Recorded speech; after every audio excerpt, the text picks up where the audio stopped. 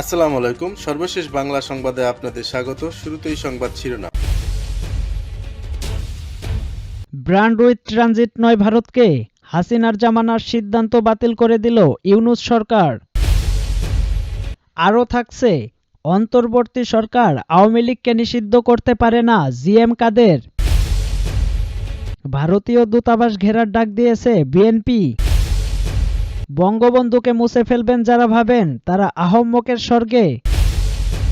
এবং সর্বশেষ থাকছে, ভারতের ল্যাবরেটরিতেই শেখ হাসিনা জিএম কাদের রওশনের জন্ম, যা বলছেন রিজভী। ব্র্যান্ড উইথ ট্রানজিট নয় ভারতকে, হাসিনার জামানার সিদ্ধান্ত বাতিল করে দিল ইউনূস সরকার। উত্তেজনার আবহে এবার ভারতকে ব্র্যান্ড উইথ ট্রানজিট দেওয়ার সিদ্ধান্ত প্রত্যাহার করল বাংলাদেশের অন্তর্বর্তী সরকার। উত্তর পূর্ব ভারতের রাজ্যগুলিতে মোবাইল ইন্টারনেট সংযোগ বাড়ানোর লক্ষ্যে বাংলাদেশের ভূখণ্ড ব্যবহার করে ব্র্যান্ড উইথ ট্রানজিট সুবিধার জন্য আবেদন জানিয়েছিল নয়াদিল্লি, কিন্তু সেই প্রস্তাব নাকচ করে দিয়েছে Bangladesh telecommunication regulatory commission BRTC. প্রসঙ্গত, প্রতি সেকেন্ডে যে পরিমাণ তথ্য পাঠানো যায় তাকে ব্র্যান্ড উইথ বা ডেটা ট্রান্সমিশন স্পিড বলা হয়। মুহাম্মদ ইউনূসের নেতৃত্বাধীন অন্তর্বর্তী সরকারের একটি সূত্র জানাচ্ছে, আঞ্চলিক ডিজিটাল হাব হিসাবে বাংলাদেশের ভূমিকা দুর্বল হতে পারে, এমন সংখ্যায় এই সিদ্ধান্ত নেওয়া হয়েছে। গত ১ ডিসেম্বর এ বিষয়ে একটি নির্দেশিকা জারি করেছে বিটিআরসি।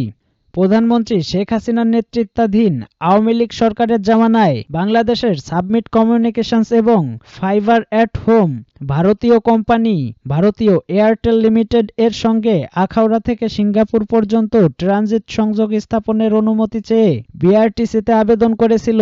তাতে প্রাথমিক সম্মতিও মিলেছিল।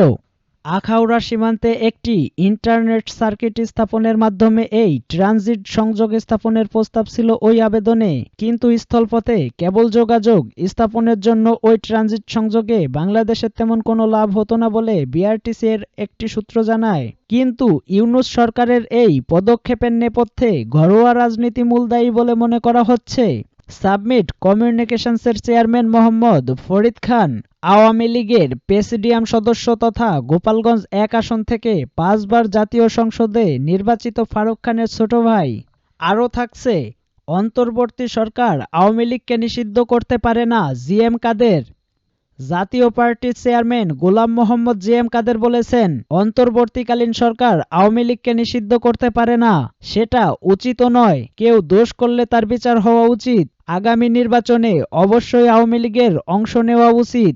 জিএম কাদের বলেন, অন্তর্বর্তী সরকার জাতীয় ঐক্যের নামে জাতীয় অনৈক্য তৈরি করেছে।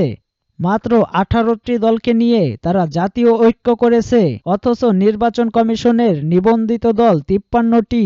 ৫০% মানুষকে জাতীয় ঐক্যের বাইরে রাখা হয়েছে। এতে জাতিগত ভুল বোঝাবুঝির সৃষ্টি হয়েছে। দেশের একটি সংঘাতময় অবিশ্বাসের পরিস্থিতির সৃষ্টি হয়েছে। জাতীয় পার্টির চেয়ারম্যান অভিযোগ করেন, জাতীয় পার্টিকে সাংবিধানিকভাবে শান্তিপূর্ণ সভা সমাবেশ করতে দেওয়া হচ্ছে না।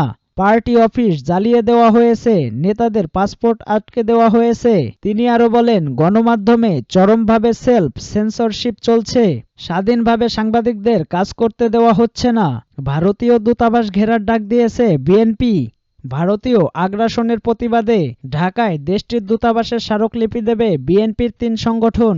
রোববার জাতীয়তাবাদী যুবদল, স্বেচ্ছাসেবক দল ও ছাত্রদলের যৌথ উদ্যোগে ভারতীয় দূতাবাস অভিমুখে প্রতিবাদী পদযাত্রা ও স্মারকলিপি প্রদান এই কর্মসূচি অনুষ্ঠিত হবে বলে এক বিবৃতিতে জানানো হয়েছে।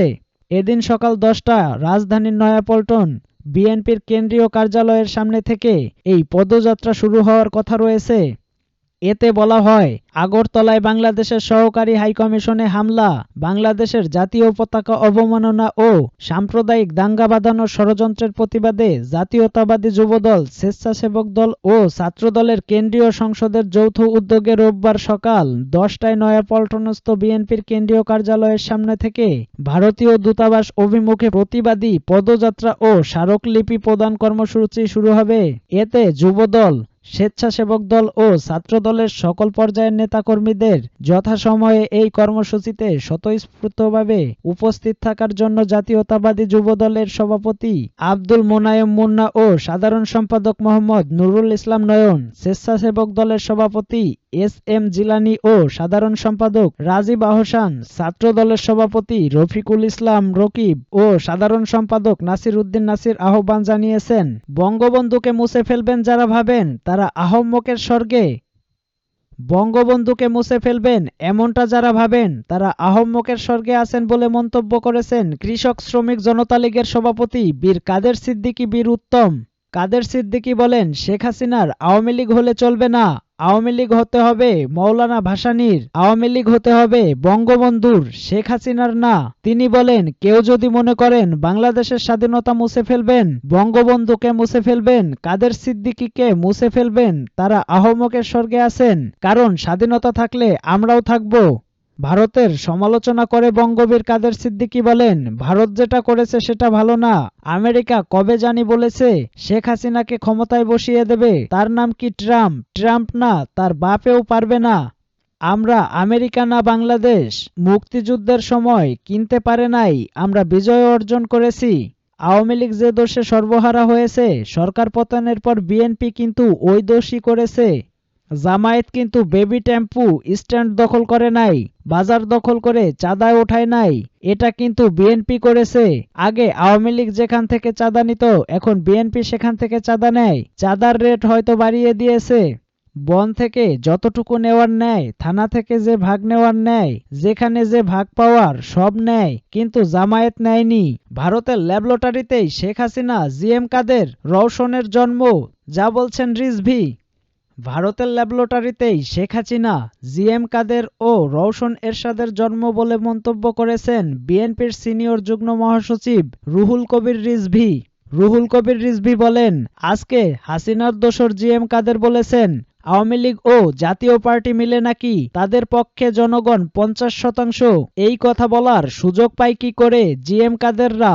শেখ হাসিনার রক্ত ঝরানো 17 বছরের দুঃশাসনকে বৈধতা দিয়েছে এরশাদ ও এরশাদের ভাই ও তার স্ত্রী রওশন। তারা আজ গলা বের করে উঁচু গলায় কথা বলছে। আমরা সবাই জানি ভারতের ল্যাবরেটরিতেই শেখ হাসিনা, জিএম কাদের, রওশন এরশাদের জন্ম। ওরা তো এই কথা বলবেই। এখন ঘাপটি মেরে বসে থাকলেও যে কোনো মুহূর্তে বিষাক্ত ফোনায় সবল দিবে। অন্তর্বর্তী সরকারের উদ্দেশ্যে রিজভী বলেন, আপনাদের কাজ কি শুধু গদির মধ্যে বসে থাকা? গত 4 মাসে কি করেছেন আপনারা? সয়াবিন তেল কেন 185 থেকে 90 টাকা কেজি? কেন পাড়া মহল্লার দোকানে সয়াবিন তেল পাওয়া যাবে না? এজন্যই কি জনগণ অকাতরে রক্ত দিয়েছে? জনগণ আপনাদের সমর্থন দিয়েছে জানিয়ে তিনি বলেন, যারা সিন্ডিকেট করছে তারা কিভাবে বসে আছে? আপনারা কেন আইন